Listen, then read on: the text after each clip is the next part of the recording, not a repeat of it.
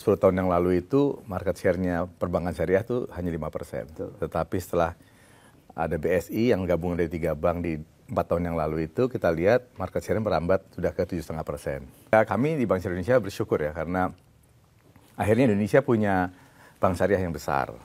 Jadi Mas Hiram nanya bagaimana potensinya. Kita tahu 10 tahun yang lalu itu market share-nya perbankan syariah itu hanya 5%. Tetapi setelah ada BSI yang gabung dari 3 bank di 4 tahun yang lalu itu, kita lihat market share-nya merambat sudah ke 7,5%. Jadi kami bersyukurnya sudah ada bank yang besar, sehingga potensi yang besar penduduk muslim yang terbesar ini bisa punya bank yang ada di mana-mana. Nah itu jadi kita melihatnya bersyukur karena sekarang ada bis yang besar bisa membawa penumpang lebih banyak menuju ke ekonomi syariah. Ya Pak, kalau kita bicara data terakhir di OJK ya, kita bicara survei literasi dan inklusi. Ya. Ini agak sedikit anomali di Bank Syariah ini. Dari sisi literasinya sudah lumayan tinggi ya. Tapi inklusinya agak ketinggalan gitu. Ya, artinya memang dari sisi, mungkin sisi supply-nya Pak ya, masih ada problem gitu. Ya. Masyarakat belum mempunyai banyak pilihan untuk memanfaatkan produk-produk syariah. Nah, bagaimana nih Pak langkah BSI? Ya, Mas Hiram menarik tuh, karena literasinya 43%, ya, betul. Inklusinya 13%. Betul, Pak. Jadi 100 orang yang tahu tentang syariah, 43 orang tahu, oh syariah tahu. Tapi begitu ditanya, apakah udah punya produk bank syariah? Belum. Baru 13 orang. Ya. Nah, memang beberapa yang kita coba lakukan pendalaman, mereka melihat bahwa, oh saya tahu sih, tapi kan bank syariah belum ada di mana-mana. Saya belum ketemu.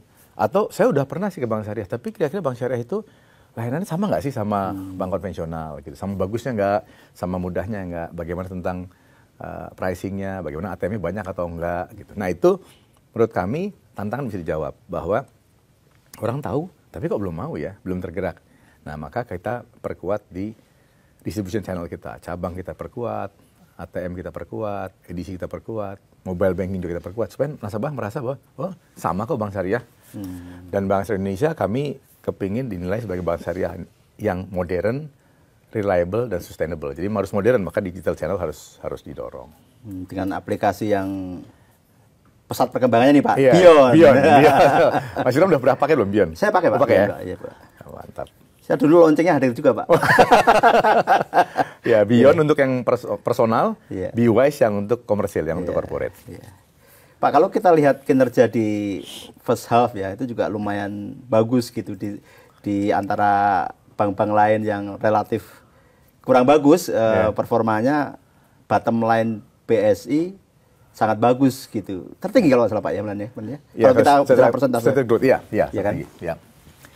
Ya, lagi-lagi alhamdulillah karena tadi kita mulai melihat titik tumbuh kita harus relevan dengan kebutuhan masyarakat yang sekarang mulai mengenal syariah.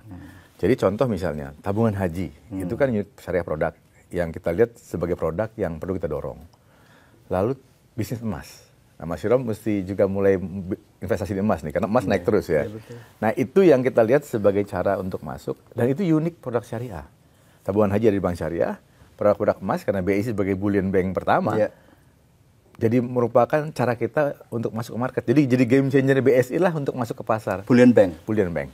Nah, disitulah kita mengedukasi pasar, masyarakat bahwa instrumen investasi itu macam-macam. Salah satunya emas. Dan Bank Syariah Indonesia mempermudah orang untuk bisa punya tabungan emas. Bisa punya emas lah paling nggak begitu. Nah itulah yang membuat salah satunya bisnis kita bisa, pembiayaan kita tumbuh cukup baik, dicicil emas. Plus cost of fund kita jadi lebih turun karena semakin membaik. Karena tadi itu tabungan haji itu kan produk-produk tabungan yang jangka panjang ya. Memang perlu diedukasi, perlu diajak. Nggak banyak masyarakat tahu bahwa tabung haji itu, bukan rekening haji itu boleh dari baru lahir itu boleh. Mereka berpikir pas sudah usia dewasa, bukanya boleh. Yang penting kan ditabung terus kan gitu. Nah, dari kecil udah boleh loh dibikinin tabungan haji gitu. Jadi begitu lahir anak, setelah akikah sekarang bukan tabungan haji kan gitu ya. Oh iya. Tidak harus nunggu sampai dewasa mau haji, tidak perlu. Iya. Jadi dua hal itu Pak ya yang jadi pendorong utama kinerja BSI di tahun ini ya. Satu tabungan haji, yang kedua bisnis emas. Bisnis emas ya. Bisnis emas dalam itu ada beli emas, jual emas, gadai, dan cicil emas. Itu tiga hal yang memang kita dorong penetrasinya ke masyarakat. Kalau bicara ke depan Pak, ya. Dua hal itu juga masih prospektif. Iya, kita melihat sekarang paling tidak di nasabah kami kan punya 22 juta nasabah. Kami punya 1,3 juta nasabah payroll. Berarti kan karena payroll setiap bulan udah gajinya melalui Bank Syariah Indonesia. Produk-produk emas minimal di nasabah payroll ini saja dulu kita penetrate. Sekarang ini penetrasi baru 6%, Mas Rom. Baru 6%. Artinya kalau ditanya apakah tahun depan masih kita dorong, tentu masih kita dorong. Karena payroll juga akan terus kita dorong sebagai bisnis yang punya prospek, jangka panjang, dan penetrasi emasnya masih kecil.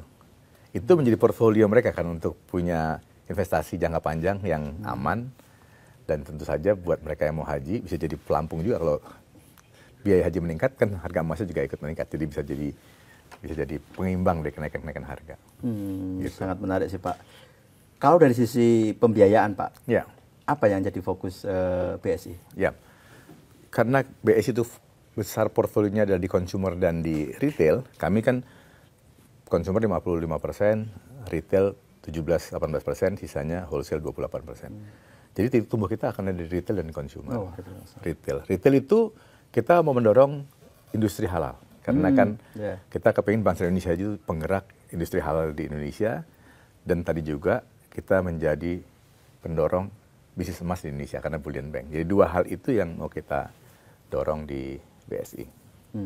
Kalau kita bicara segmen market Pak, saya dulu pernah diskusi juga gitu. Jadi memang ada konsumen yang fanatik, mau nggak mau produk syariah. Tapi bagian itu ternyata lebih kecil Pak dibanding yang memang ya kalau lebih bagus produk syariah dia baru pakai. Gitu. Nah menyiasati ini seperti apa BSI? Itu menarik tuh Mas Rom. Jadi 10 tahun terakhir ini itu memang ada shifting. Kalau dulu yang tadi Mas Rom sampaikan yang pokoknya produk syariah itu namanya konformis. Konformis itu 10 tahun yang lalu 2014 itu jumlahnya kurang lebih sekitar 25% dari total populasi. Ada yang menaik atasnya lagi, ada universalis. Orang-orang yang sudah kepingin ke syariah, tapi syaratnya produk syariah harus sama kualitasnya. Yang konvensional kan? Iya, dan konven. Nah, dua segmen ini, 10 tahun lalu jumlahnya 45% dari total populasi, yang spiritualnya tinggi tadi itu. Sekarang 60%. Jadi naik ya? Naik. Orang jadi, semakin religius atau semakin nih Pak? Semakin religius. Yang konformis naik, universalis naik. Nah, kenaikan ini kenapa? Satu, karena tadi itu, edukasi tentang syariah udah semakin baik. Kedua, ekonominya membaik juga. Sehingga mereka merasa bahwa kalau dia mau ke syariah, ya saya harus milih-milih lah, nggak semua bank syariah dong. Karena tadi universalisnya naik. Yang ketiga ya udah mulai banyak juga bank syariah yang mereka lihat. 3 hal itu yang membuat mereka juga mulai ada shifting. Nah itu yang kita lihat sebagai sebuah peluang untuk kita bisa penetrate market itu. Karena spiritualitasnya meningkat, tetapi penetrasinya tadi kan inklusinya masih berbeda dengan literasinya. Gitu. Ada yang baru muncul juga nih Pak, bank syariah tetangga gitu ya, baru muncul gitu. Kalau Bapak itu justru, kalau saya melihat tadi ya, pendapat Bapak justru sebetulnya ini sesuatu yang positif ya. Masyarakat mempunyai lebih banyak pilihan, lebih banyak produk yang bisa dimanfaatkan ya mestinya ya.